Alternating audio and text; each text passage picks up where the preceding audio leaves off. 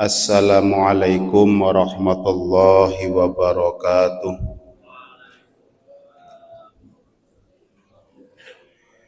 Innal hamdalillah nahmaduhu wa nasta'inuhu wa nastaghfiruh wa na'udzu billahi min sururi anfusina wa min sayyiati a'malina. May yahdihillahu fala mudhillalah wa may yudlil fala hadiyalah. Asyhadu an la ilaha illallah wahdahu la syarikalah wa asyhadu anna Muhammadan abduhu wa rasuluhu la nabiyya ba'dah. Allahumma salli wa sallim ala sayyidina Muhammad wa ala ali sayyidina Muhammad. Faya ayyuhal hadirun rahimakumullah ittaqullaha haqqa tuqatihi wa la tamutunna illa wa antum muslimun. Allahumma nawwir qulubana wa quluba jami'i man hadara fi majlisina hadha binuril ma'rifah wa ilmil mukasyafah wal basirah wal iman wal islam. Ya Fattahu ya Alim iftah qulubana wa qulubahum futuhal arifin. Rabbana iftah bainana wa baina qaumina bil haqqi wa anta khairul fatihin. Allahumma inna nas'aluka fahman nabiyyin wa hifdzal mursalin wa ilhamal malaikatil muqarrabin. Allahumma aghnina bil ilmi wa zayyinna bil hilmi wa akrimna bit taqwa wa jammilna bil afiyah bi rahmatika ya arhamar rahimin. Rabbi shrah li sadri wa yassir li amri wahlul 'uqdatam min lisani yafqahu qawli. Amin. Amma ba'du. Hadratal kiram, para alim, para ulama, para kiai, para tokoh masyarakat, wabil khusus Bapak Imam kita yang kami hormati, alhamdulillah wa syukrulillah bahwasanya pada pagi hari ini kita masih mendapatkan bimbingan taufik dari Allah Subhanahu wa taala sehingga kita bisa melaksanakan sholat subuh berjamaah yang dilanjutkan dengan majelis taklim. Mudah-mudahan kegiatan kita ini senantiasa diistiqomahkan oleh Allah Subhanahu wa taala. Sering saya katakan, majelis taklim adalah majelis yang nanti bisa menyelamatkan kita. Majelis taklim adalah majelis yang bisa kita untuk negosiasi dengan Allah Subhanahu wa taala. Ketika apa? Ketika kita dihisab oleh Allah Subhanahu wa taala dan amalan kita banyak yang salah, maka kita bisa menjawab, ya Allah, memang amalanku banyak yang salah, tapi hamba ini masih dalam tahap pencarian ilmu. Dan ilmu belum sempurna kami dapatkan, engkau telah mengambil rohku dan engkau telah mewafatkan aku. Apa saksinya kalau engkau sedang mencari ilmu? Saksinya adalah majelis ini akan memberi kesaksian di hadapan Allah Subhanahu wa taala, sehingga semua kesalahan dalam kita beribadah dimaafkan oleh Allah Subhanahu wa taala karena kita dinobatkan sebagai orang yang mencari ilmu. Bapak Ibu rahimakumullah, karena ini tanggal 1 Hijrah, saya akan menerangkan sedikit masalah hijrah Nabi Muhammad sallallahu alaihi wasallam dari Mekah ke Yasrib. Bukan dari Mekah ke Madinah, Bapak Ibu, dari Mekah ke Yasrib. Dan Madinah itu muncul setelah Nabi Muhammad SAW hijrah ke Yasrib, setelah bangun masjid di Kuba, kemudian membangun masjid di Madinah, maka setelah berhasil dan menjadi kota yang indah, yang megah, kemudian itulah dinamakan Madinah. Seperti Batam ada tulisan Batam Kota Madani. Kenapa dinamakan Kota Madani? Peradabannya sudah bagus, kotanya sudah bagus, ekonominya sudah berjalan dengan lancar. Jadi Madinah itu muncul setelah peradaban pada masa itu menjadi baik, karena Yasrib zaman itu selama 600 tahun setelah peninggalan Nabi Isa alaihissalam, kehidupannya porak-poranda, ya, akhlaknya tidak ada di sana. Makanya Rasulullah itu disuruh hijrah ke Yasrib, padahal awalnya Nabi Muhammad sudah hijrah ke Taif. Karena di Taif tidak berhasil, malah Nabi Muhammad dimusuhi, maka ada perintah lagi hijrah ke Yasrib. Setelah Yasrib berdiri menjadi bagus, maka muncullah kota yang bernama Madinah. Bapak Ibu rahimakumullah, setelah lama para sahabat mengusulkan Nabi untuk hijrah ke Yasrib, maka Nabi belum mengijabainya. Kenapa? Karena belum datang perintah dari Allah Subhanahu wa ta'ala. Karena apabila Nabi Muhammad dan para sahabat tidak hijrah, mungkin saat ini kita belum mengenal Islam. Ya, jadi tujuan hijrah Rasulullah Shallallahu Alaihi Wasallam yaitu untuk mengenalkan Allah kepada masyarakat jahiliyah saat itu. Karena ketika Nabi dakwah di Mekah selama 13 tahun tidak mendapatkan pengikut. Coba kalau di sini ada seorang ustadz buka pesantren selama 13 tahun tidak mendapatkan murid sebanyak yang diinginkan, insya Allah dia tidak akan bertahan menjadi ustadz. Itu makanya kita berdakwah itu harus bersabar, ya. Tidak boleh kita sekonyong-konyong tiba-tiba pengen mendapatkan jamaah yang banyak.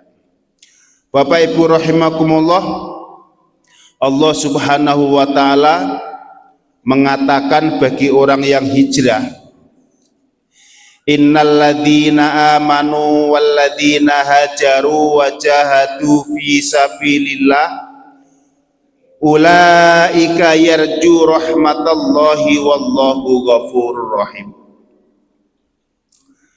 Hijrah ketika Nabi dari Mekah ke Yasrib itu adalah hijrah secara jasmani, realnya, secara badan.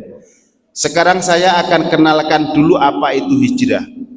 Hijrah dari asal kata atau fi'il madhi hajaro, yang kebanyakan orang dan kebanyakan di dalam kitab-kitab terjemah itu dimaknai pindah. Sementara ada bahasa Arab lagi yang maknanya sama-sama pindah, yaitu intakola atau nakola. Nakola artinya pindah. Apa bedanya antara hijrah hajaro dengan intakola? Kalau intakola, bapak-bapak dari kampung pindah ke Batam dalam rangka ingin mencari kehidupan agar lebih bagus, dalam rangka mencari harta, itu pakai bahasanya intakola atau nakola, pindah. Tapi kalau bapak ibu merantau ke Batam ini karena di kampung tidak bisa melaksanakan ibadah dengan baik, di kampung tidak mendapatkan ilmu agama dengan baik, di kampung pergaulannya kurang baik secara syariat Islam, maka itu pindahnya dinamakan hijrah. Hijrah itu maknanya kita pindah ke suatu tempat dalam rangka agar lebih dekat mengenal Allah Subhanahu wa Ta'ala. Jangan sedikit-sedikit di sini kontrakan habis, terus pindah lagi ke legenda. Itu hijrah, itu bukan hijrah, itu nakola atau intakola, ya, pindah. Jadi jangan asal mengatakan hijrah. Kalau hijrah harus ada yang hubungannya dengan ibadah, ada hubungannya dengan Allah Subhanahu wa Ta'ala. Dan kata Rasulullah Shallallahu Alaihi Wasallam, la hijrota ba'da fathin. Tidak ada hijrah lagi setelah Nabi Muhammad hijrah dari Makkah ke Yasrib yang bakal menjadi kota Madinah. Yang ada apanya?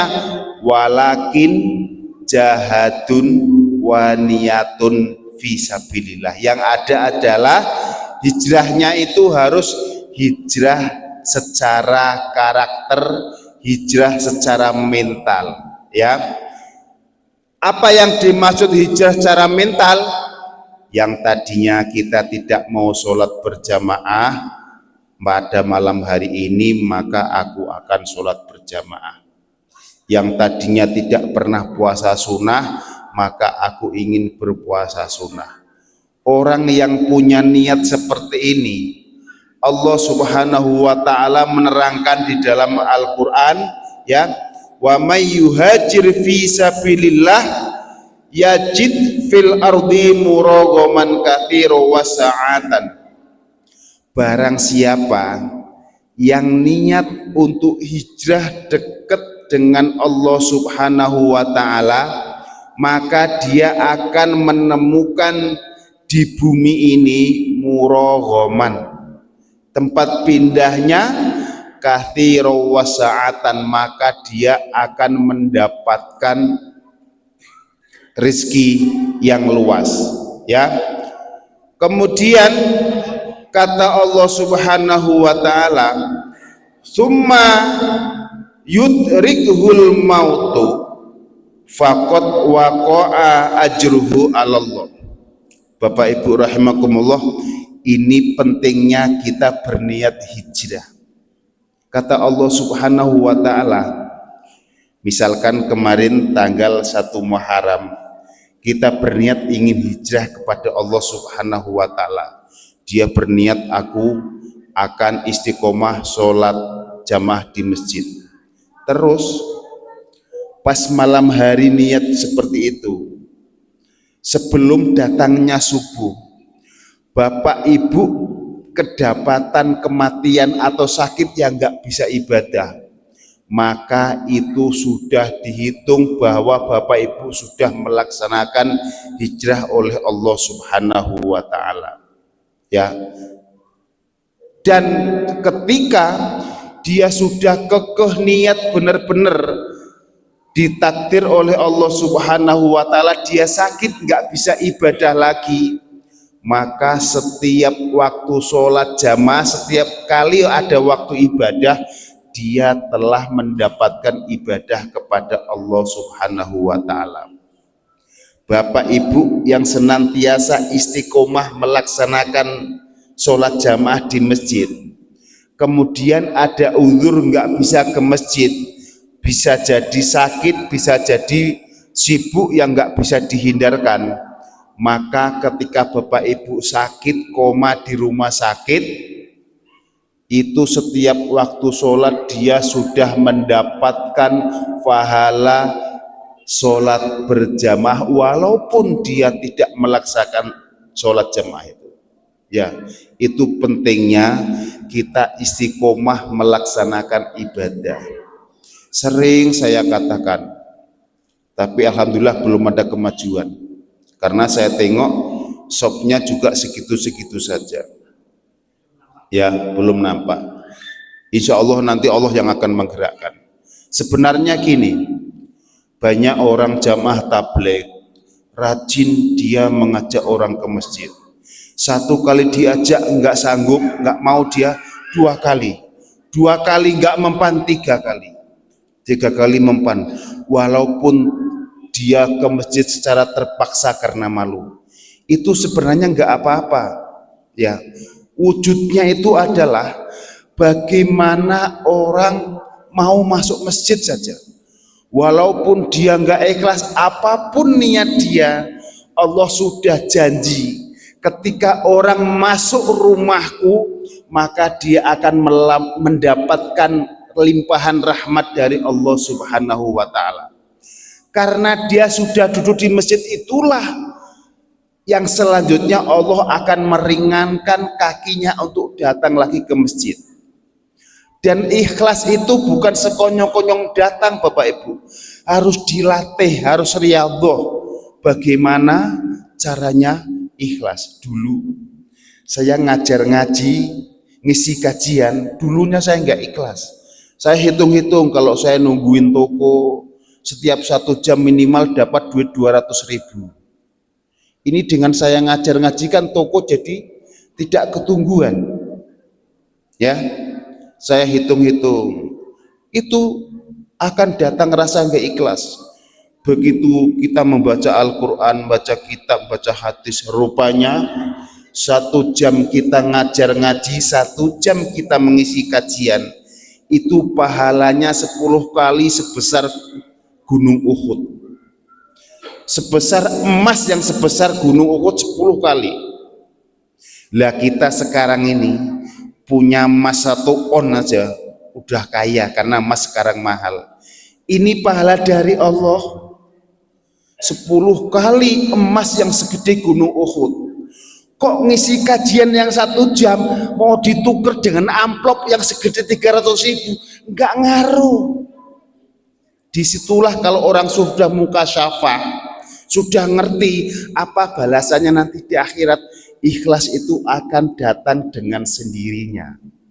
Saya yakin kalau orang Arira ini ngerti semua, pahalanya jalan kaki dari rumah ke masjid kalau lebih baik, lebih besar daripada dunia dan seisinya, insya Allah nggak muat masjid ini.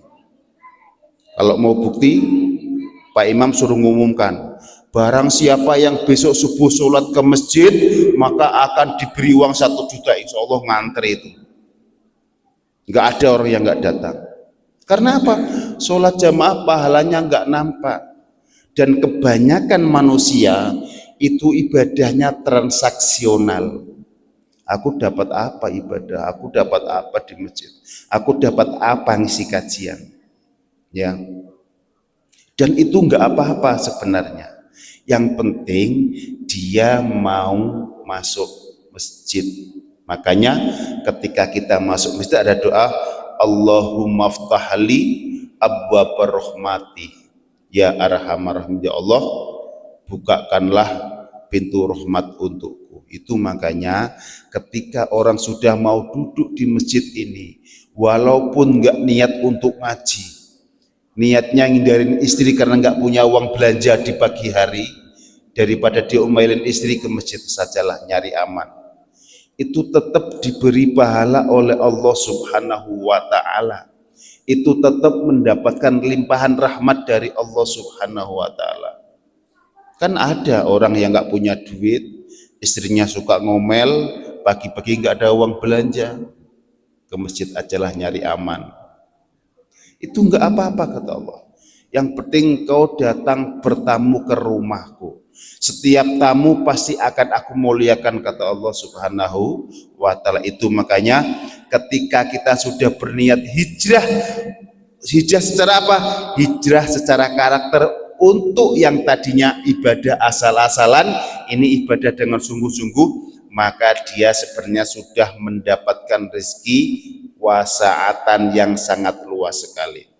Bapak Ibu rahimakumullah, saya akan jelaskan masalah bulan Muharram dan bulan Suro. Banyak cerita di luaran, bulan Suro itu nggak boleh melaksanakan pesta-pesta apapun, pesta kawinan. Ada orang punya mitos begitu. Dan ini nih mitos atau syariah, saya jelaskan. Suro itu diambil kata bulan Asyura. Asyura itu dari asal kata asrota atau asrun yang maknanya 10, tanggal 10. Ya. Kenapa orang di Jawa sana punya mitos kalau bulan Suro jangan pergi kemana-mana, banyak malapetaka di luar. Kalau bulan Suro jangan melaksanakan pesta, ora elok. Kata orang Jawa, ora elok itu enggak bagus. Itu apa? Kisah cucu Nabiullah Muhammad Shallallahu Alaihi Wasallam yang bernama Sayyidina Husain itu wafat pada tanggal 10 Muharram yang orang Jawa mengatakan bulan Suro. Ketika itu Sayyidina Husain ketika ada tragedi Karbala, Sayyidina Husain terbunuh oleh pasukan Abu Yazid bin Muawiyah. Apakah Abu Yazid bin Muawiyah ini bukan Islam? Islam. Tapi Islamnya Abu Yazid bin Muawiyah saat itu sudah kerasukan aliran orang Khawarij. Orang Khawarij itu pinter-pinter. Siangnya puasa sunnah terus, malamnya qiyamul lail, dia hafal Quran, dia banyak hafal hadis. Tapi kaum Khawarij itu berpandangan bahwa orang yang tidak sealiran dengan dia itu bukan Islam. Karena dia bukan Islam, maka darahnya halal. Dan itu yang ada juga pada saat ini. Kalau tidak sealiran berarti dia kaum bid'ah. Kaum bid'ah adalah kaum sesat. Kaum sesat adalah pasti neraka. Ya, orang yang sesat artinya apa? Halalnya, darahnya halal. Itu adalah pandangan pemahaman kaum Khawarij. Dan Sayyidina Husain saat itu dibantai oleh kaum Khawarij. Pasukannya Abu Yazid bin Muawiyah. Sehingga pasukan orang yang pro dengan Sayyidina Husain, karena di bulan Muharram ini adalah bulan di mana terbunuhnya cucu Rasulullah Shallallahu Alaihi Wasallam, maka kita jangan pernah mengadakan pesta. Ya, dan itu larangannya bukan larangan yang haram. Larangannya adalah secara etika. Kalau anak Nabi sedang berduka, masa kita melaksanakan senang-senang dan pesta? Itu sebenarnya sejarah ceritanya. Yang sekarang di daerah Jawa sana sudah menjadi mitos. Ini bulan Suro jangan mengadakan pesta. Ini bulan Suro jangan pergi kemana-mana. Ya, sebenarnya hanya itu. Itu larangannya bukan larangan haram, hanya larangan etika saja. Masa tetangga kita sedang ada kematian, kita mengadakan pesta ulang tahun di sebelahnya, kan nggak etis. Ya. Terus di Jawa sana ketika tanggal 10 Muharram atau tanggal 10 Suro, dia mengadakan selamatan atau yasinan atau baca tahlil, yang mana setiap orang diharuskan membawa bubur suro. Bubur suro itu adalah beras dibuat bubur, dicampuri tempe, tahu, kedelai, semuanya lengkap. Dan itu bukan sekedar kebiasaan. Dulu kisahnya Nabi Nuh alaihissalam, ya, selama 6 bulan terkena banjir. Ceritanya kan kisahnya itu umatnya Nabi Nuh tidak ada yang mau iman kepada Allah Subhanahu wa taala. 950 tahun Nabi Nuh dakwah hanya mendapat pengikut 80 orang saja. Sehingga Nabi Nuh minta kepada Allah, ya Allah, ini saya sudah tua, sudah selama ini aku berdakwah, belum mendapatkan hasil. Binasakan saja orang yang tidak mau iman kepadamu. Dia di muka bumi ini memakan nikmat darimu, mendapatkan banyak fasilitas darimu, tapi dia tidak mau iman. Alhasil Allah memerintah Nabi Nuh, buatlah perahu kapal di atas gunung, di atas bukit membuat kapal. Orang pada heboh, ini Nabi Nuh ini sudah gila, sampai-sampai buat kapal di atas bukit, sehingga orang yang tidak suka, yang nggak mau iman, pada datang untuk membuang kotoran di kapalnya Nabi Nuh yang sedang dibuat. Semua orang sampai penuh tuh kapal dengan kotoran najis manusia. Ketika ada orang yang sudah lumpuh, itu juga ikut-ikutan berak di kapal tersebut. Alhasil karena dia lumpuh, lagi dia buang hajat, dia terjatuh. Setelah dia terjatuh, dia dibangunkan dengan banyak kotoran dan dimandikan, dia menjadi sehat, bisa jalan lagi. Orang pada nanya, kok engkau sehat?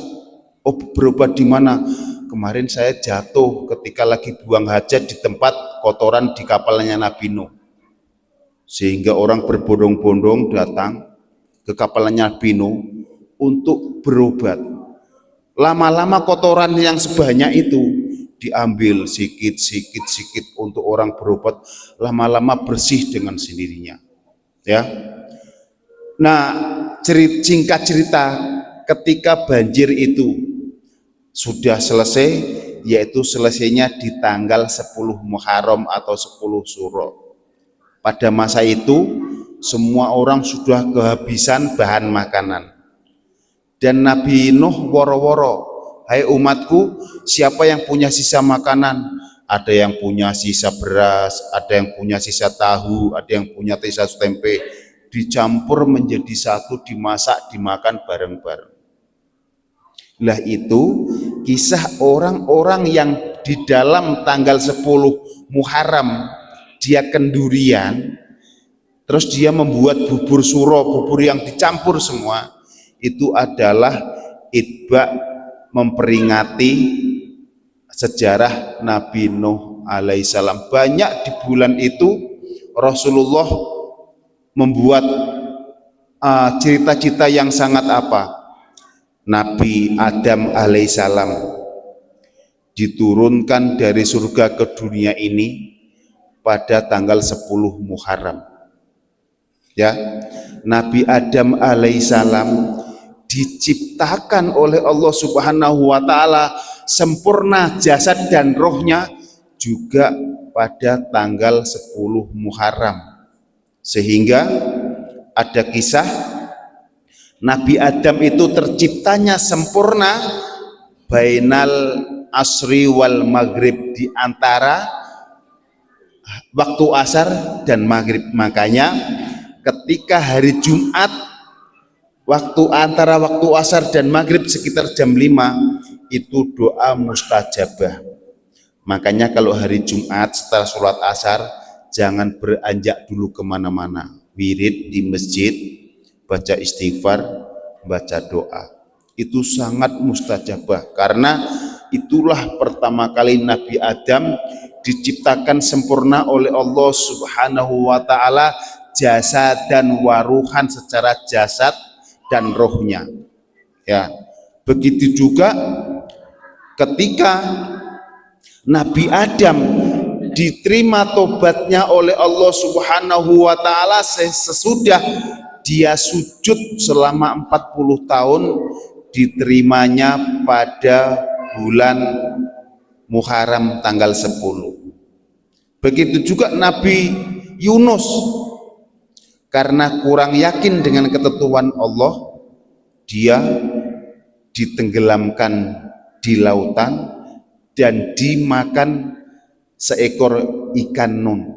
Perintah Allah, hai Nun, makan Nabi Yunus, tapi jangan dikunyah, ditelan saja. Itu makanya Nabi Yunus mengalami 3 kegelapan. Gelapnya alam dunia ini, gelapnya di dalam lautan, gelapnya informasi dari manapun karena di dalam perut ikan. Itu makanya amalan apakah yang paling baik di bulan Muharram ini? Yaitu amalan membaca istighfar, minta ampun kepada Allah Subhanahu wa ta'ala. Karena semua nabi yang lagi dalam kesusahan bertobat, membaca istighfar, pada bulan Muharram dibebaskan. Nabi Musa juga begitu. Ketika dikejar-kejar Fir'aun dan menyeberang lautan merah memakai tongkat, itu juga terjadi pada tanggal 10 Muharram. Itu makanya bulan Muharram kita disunahkan berpuasa. Jadi perintah Nabi, kita disuruh banyak membaca istighfar karena banyak nabi-nabi terdahulu sujud membaca istighfar, kemudian bebannya dimudahkan oleh Allah Subhanahu wa ta'ala. Begitu juga kita, kalau kita punya masalah yang sangat pelik tidak terselesaikan, sujudlah, zikirlah, membaca istighfarlah di bulan Muharram ini. Insya Allah Allah akan melerai masalah urusan kita. Ingat, ada kisahnya Nabi Zakaria. Nabi Zakaria itu selama 50 tahun doanya itu saja, yaitu apa? Untuk meminta keturunan. Padahal pada masa itu Nabi Zakaria umurnya sudah sangat tua dan istrinya juga sudah nenek-nenek yang sudah divonis seorang yang mandul. Tapi Nabi Zakaria walaupun sudah diperiksa secara ilmiah, tidak mungkin istrimu punya anak, tidak pernah putus asa minta kepada Allah Subhanahu wa ta'ala. Alhasil di dalam surat Al-Maryam dijelaskan Nabi Zakaria mendapatkan seorang putra yang dikasih nama Yahya. Itu makanya ketika kita berdoa, kita jangan mengukur doa kita dengan ilmiah, dengan logika kita. Aku ini nggak punya pekerjaan yang khusus, aku sudah tua, ya nggak mungkin aku kaya lagi. Kita nggak boleh berdoa demikian. Walaupun kita sudah tua, kita nggak punya kerjaan, tetap kita nggak punya usaha, tetaplah berdoa minta kepada Allah Subhanahu wa ta'ala. Karena takdir Allah itu tidak bisa kita logikakan, nggak bisa. Kalau Allah mau kun fayakun, terjadi. Sebabnya terserah Allah Subhanahu wa ta'ala. Jangan kita langsung putus asa, aku udah tua, umurku sudah 60 tahun. Untuk apa lagi aku berusaha? Tetaplah harus berusaha walaupun sudah tua. Ada sebuah hadis, ya, kata Nabi Muhammad SAW, hai sahabat, meskipun kiamat itu akan terjadi 1 jam lagi, ketika di tanganmu masih ada benih, masih ada bibit, maka tanamlah. Bayangin, sudah mau kiamat saja kita disuruh menanam benih. Apa makna dari hadis itu? Kalau sekarang ini Bapak Ibu, dimanapun ada kebun, terus kita menanam mau mangga kah, mau alpukat kah, mau apakah yang ada buahnya, itu tetap bakalan bermanfaat untuk bumi ini. Walaupun itu nggak bisa dimakan manusia buahnya, insya Allah burung yang akan memakannya. Ya, artinya apa? Apapun yang kita berbuat asal itu baik di muka bumi ini, tidak ada yang sia-sia menurut Allah Subhanahu wa ta'ala. Itu makanya hikmah daripada bulan Muharram ini, yaitu kita hijrah dari kejahilan, dari kebodohan kepada hal-hal yang baik. Karena sekarang kalau hijrah secara fisik sudah tidak diperintah lagi. Tapi bukannya kita nggak boleh-boleh. Kalau memang di suatu tempat kita nggak bisa melaksanakan ibadah dengan baik, boleh kita hijrah yang dimana di situ kita bebas untuk melaksanakan ibadah kepada Allah Subhanahu wa ta'ala. Bapak Ibu rahimakumullah, pada masa itu ketika Nabi Muhammad Shallallahu Alaihi Wasallam hijrah, ini kan ada sebuah mindset. Kalau orang bekerja, ya orang bekerja, contoh orang tukang bangunan, ada perintah kau tak suruh kerja membangun gereja, mau apa enggak? Kalau konteksnya kita membangun bekerja itu boleh, tapi kalau kita konteksnya membuat peribadatan untuk orang selain Islam itu tidak boleh, tergantung niatnya. Makanya hijrah setelah Fathul Makkah adalah hijrah secara jihad dan niat, ya. Karena apa? Ketika Rasulullah Shallallahu Alaihi Wasallam melaksanakan hijrah, kan itu perjalanan dari Mekah ke Yasrib itu ada sekitar 450 kilo perjalanan. Dan apabila Nabi Muhammad pakai jalan umum yang digunakan manusia, maka dia akan ketangkap oleh pasukannya Abu Jahal. Maka kemudian Nabi Muhammad dan Abu Bakar mencari jalan penunjuk, mencari orang yang bisa menunjukkan jalan pintas yang tidak dilalui oleh manusia. Siapa yang ditunjuk oleh Nabi Muhammad? Abdullah bin Quraikid. Apakah Abdullah bin Quraikid waktu itu Islam? Bukan. Dia belum iman kepada Allah, dia belum iman kepada Nabi Muhammad Shallallahu Alaihi Wasallam. Hikmahnya apa? Hikmahnya kita boleh kerja dengan siapapun walaupun dia itu non-Islam. Kalau orang Islam dilarang kerja dengan orang kafir, insya Allah nggak makan semua orang Islam ini. Karena apa? Yang kaya-kaya saat ini adalah orang-orang kafir, yang punya perusahaan orang kafir. Ya, banyak orang-orang kita kerja dengan orang kafir. Itu dalilnya Nabi Muhammad lagi dalam perjalanan ibadah pun masih minta tolong dengan orang yang non muslim. Ya, Abdullah bin Quraikid waktu itu bukan Islam, dia kafir, dia nggak mau iman dengan Nabi, tapi dia orang baik. Ketika dia disuruh untuk menunjukkan jalan pada Nabi, dia tidak melaporkan kepada Abu Jahal. Ketika di perjalanan dari jauh, Nabi Muhammad SAW melihat debu mengebul. Artinya kalau debu mengebul, perjalanannya sudah diketahui oleh orang lain. Rupanya semakin dekat datang algojonya Abu Jahal ingin membunuh Muhammad, karena Abu Jahal kala itu membuat sayembara. Barang siapa yang bisa membunuh Muhammad, maka hadiahnya sangat besar sekali, ya, ribuan dinar. Alhasil yang mengejar saat itu adalah Surokoh. Ketika kuda Surokoh yang melaju pesat sudah dekat oleh Nabi Muhammad, kudanya Surokoh itu terjatuh dan tidak bangun lagi. Ketika usaha dibangunkan dan mengejar lagi, kudanya jatuh lagi. Padahal sejarah kuda itu adalah kuda yang terbaik, yang perjalanan berhari-hari saja nggak pernah dia jatuh. Kemudian ketika Surokoh jatuh mau membunuh Muhammad, nggak bisa. Muhammad dan Abu Bakar sudah menghunus pedang.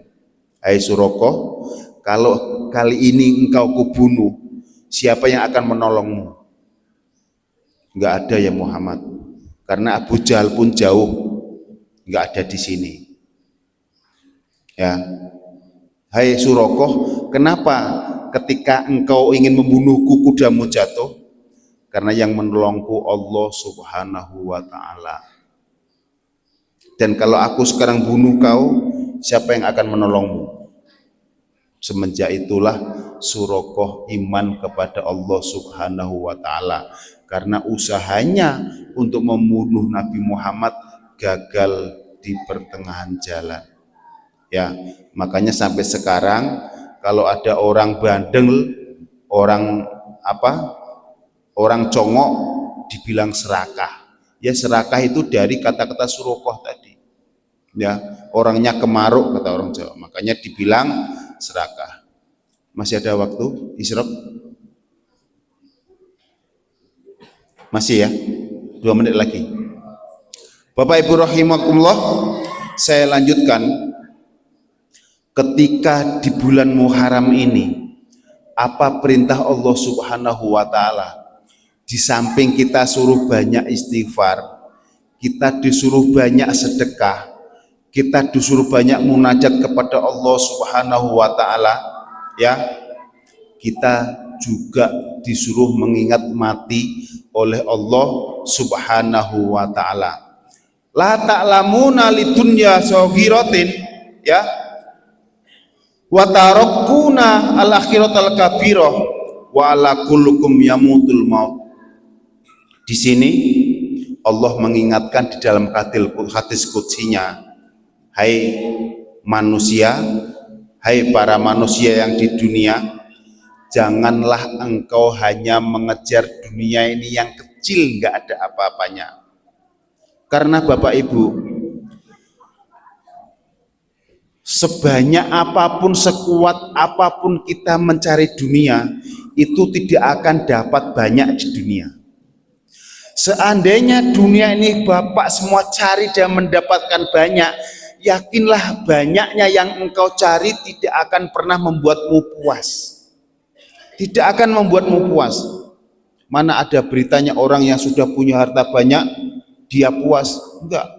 Kalau dia enggak taat kepada Allah, malah bahkan apa yang dia cari dari muda sampai tua, setelah dia tua, dia sudah kena stroke.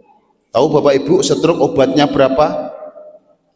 Satu beli pil itu seharga 250.000, dan itu wajib diminum sehari 3 kali. Artinya apa?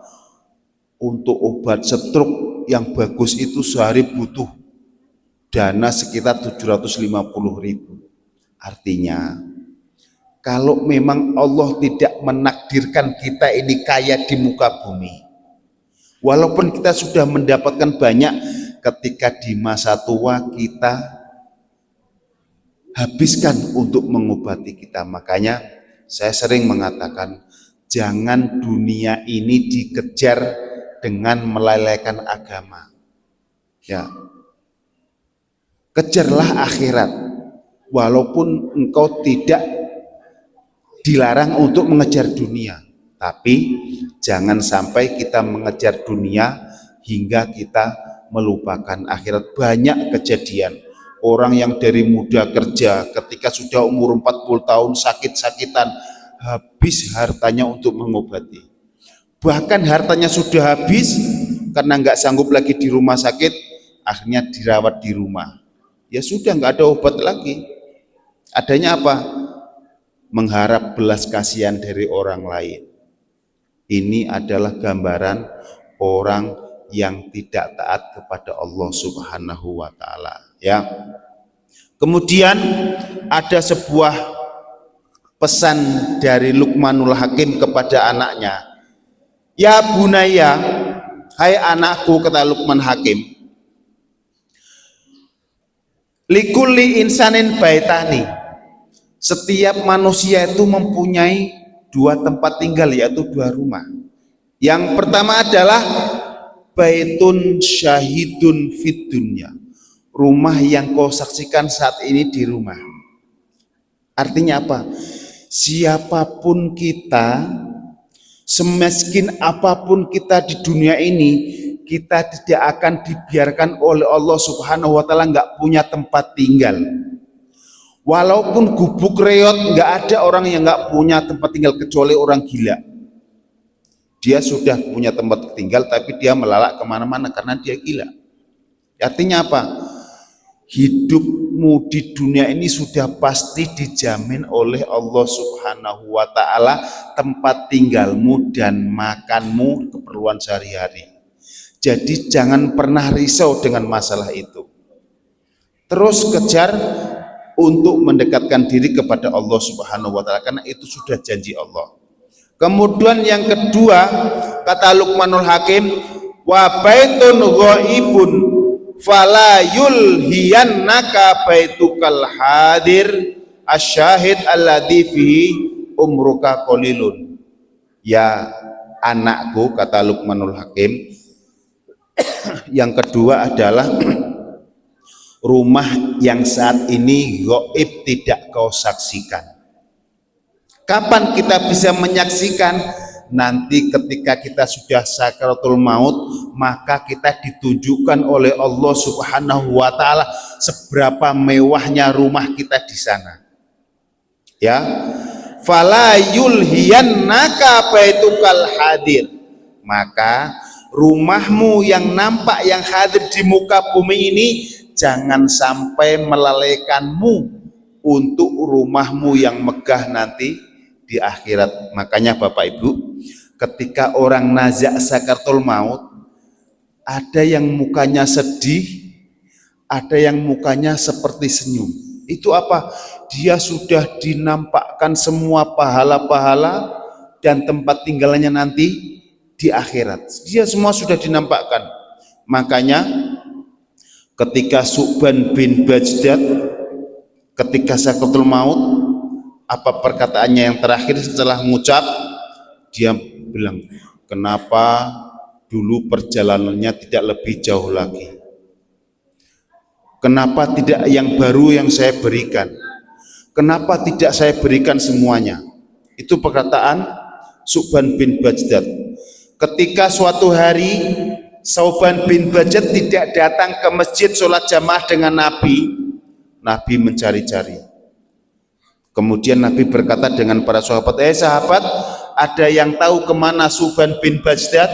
Tidak ya Rasul. Apakah ada yang tahu rumahnya?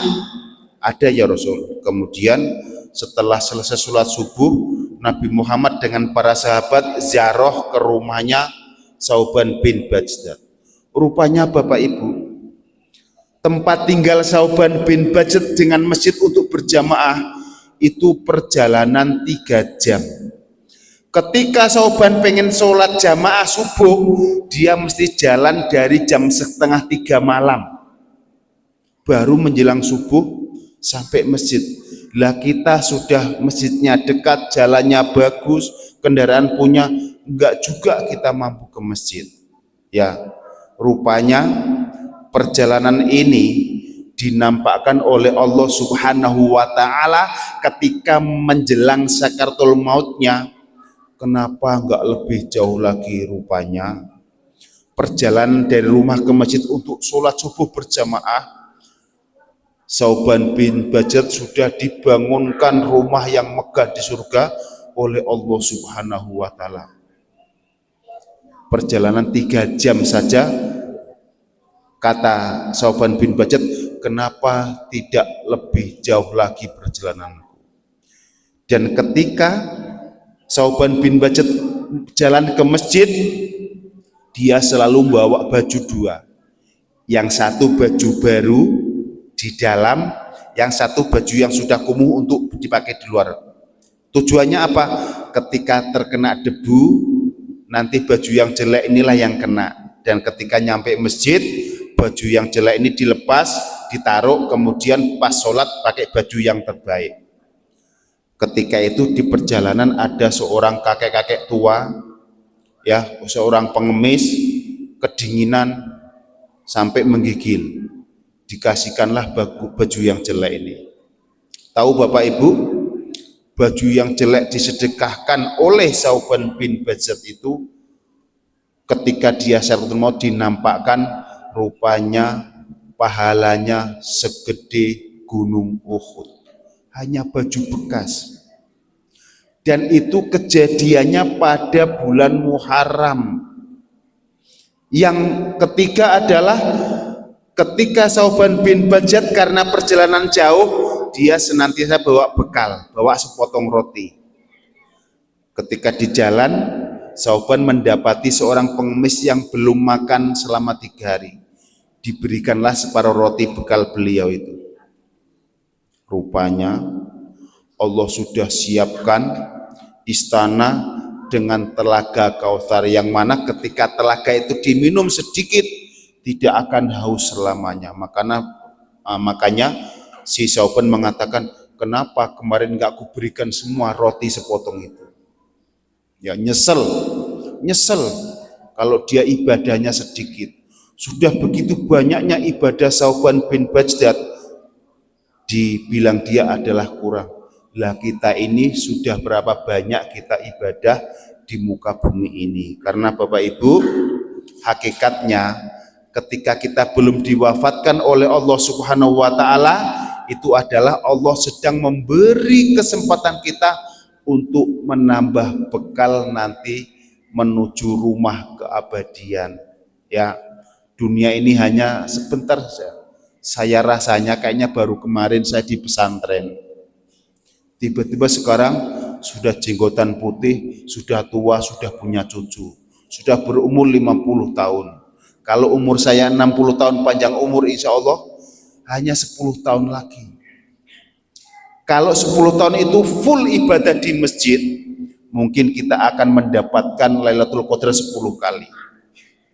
Ya, itu makanya Allah dengan murahnya memberikan bulan Ramadan kepada kita. Makanya kata Rasulullah, sangat jahil, sangat bodoh orang, celakalah dia kalau dia mendapati bulan Ramadan dia tidak sungguh-sungguh mencarinya. Karena bulan Ramadan itulah yang bisa menutupi semua kesalahan kita. Kalau 10 tahun ke depan kita mendapati Lailatul Qadar 10 kali, artinya apa? 1 kali Lailatul Qadar sama dengan 1000 bulan, berarti 83 tahun. 83 tahun kali 10, sudah hampir 1000 tahun kita punya ibadah kepada Allah Subhanahu wa taala. Dengan demikian kita bisa menyaingi amalan-amalan nabi, umat nabi terdahulu yang umurnya 1000 tahun, 950 tahun. Sementara kita punya umur hanya 63 tahun, itu pun kalau panjang umur. Dan kita bisa hitung selama sehari 24 jam berapa banyak kita ibadah. Ya, itu makanya kita harus mengajak tetangga kiri kanan kita yang belum mau ke masjid. Saya ini bisa ceramah begini, dulu diawali dengan ikut jamaah tabligh setelah keluar di pesantren. Sampai-sampai di Jawa sana jamaah tabligh itu nggak diopenin sama orang, dikira aliran sesat.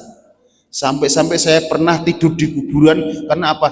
Di masjid untuk dakwah ditolak, untuk aliran sesat.